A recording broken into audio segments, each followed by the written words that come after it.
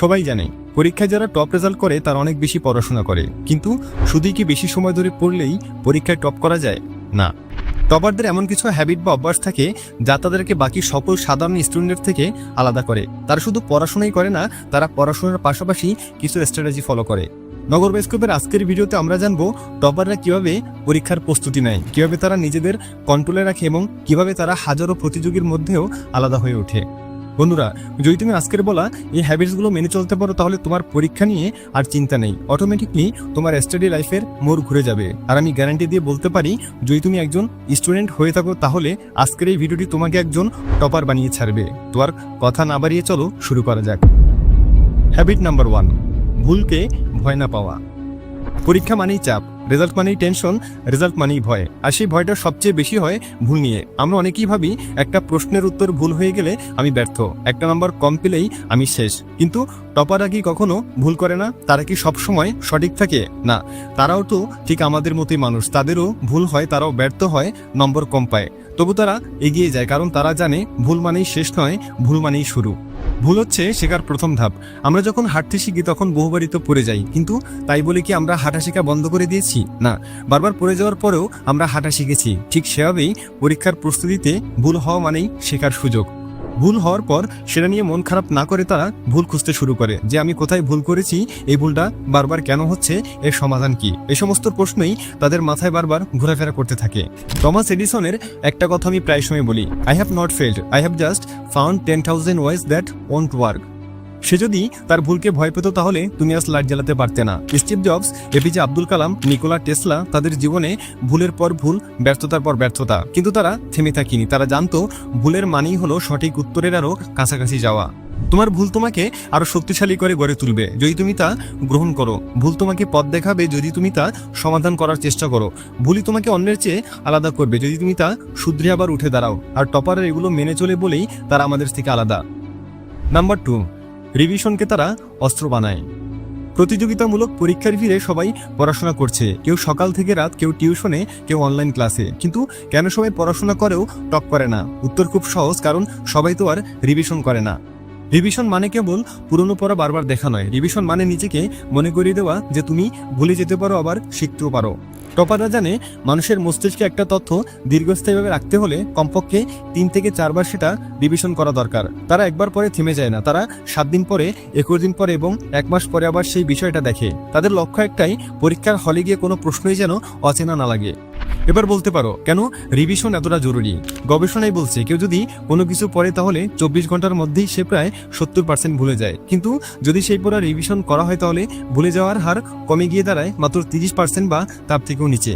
ধরো তুমি 3 মাস আগে যেটা পড়েছিলে সেটা কি এখনো মনে আছে? নতুন জিনিস পড়ার চাপে পুরনোগুলো প্রায় ভুলেই গেছো, তাই না? এটাই হয় সবার সাথে। কিন্তু যারা রিভিশন করে তারা পুরনো জিনিসকে এতটাই ভালোভাবে মস্তিষ্কে বসিয়ে ফেলে যে পরীক্ষার সময় শুধু চিন্তা করলে উত্তর চলে আসে।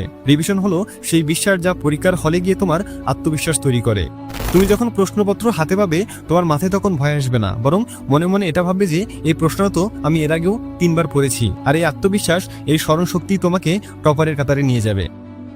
নাম্বার 3, সময়ের সঠিক ব্যবহার করা। সময় হলো পৃথিবীর একমাত্র সম্পদ যা কারো জন্য অপেক্ষা করে না।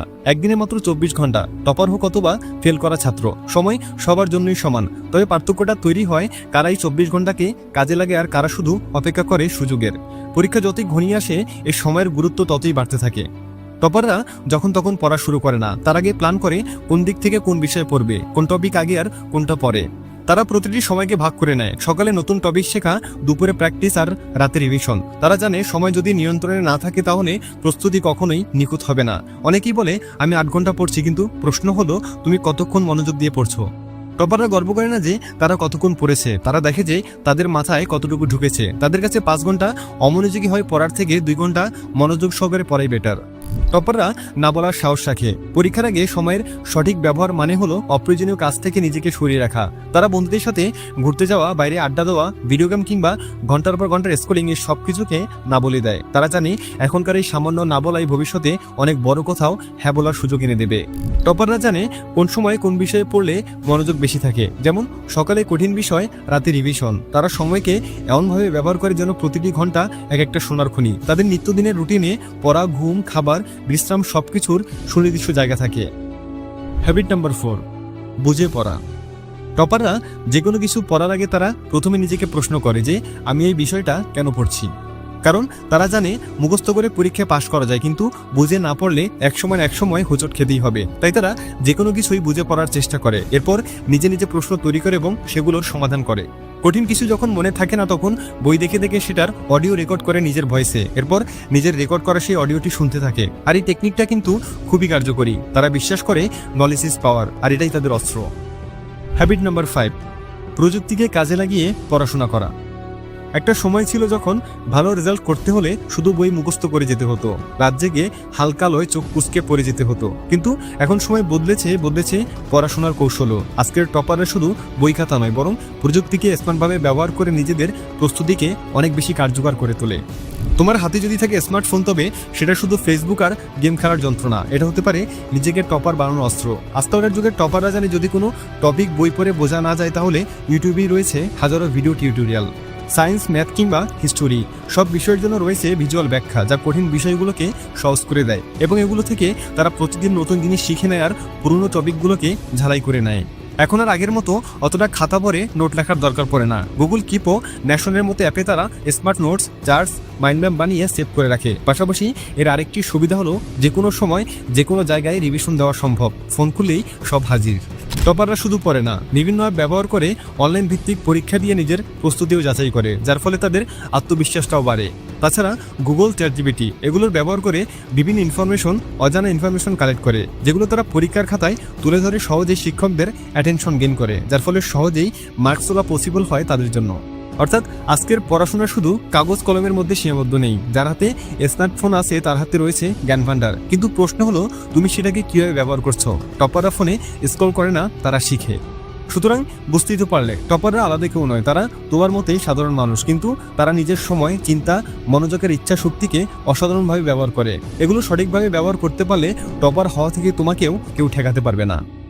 আজকের মতো এখানেই বিদায় নিচ্ছি। দেখা হচ্ছে পরবর্তী ভিডিওতে। ততক্ষণ পর্যন্ত সাবস্ক্রাইব করে নগর বাইস্কোপের সাথেই থাকো।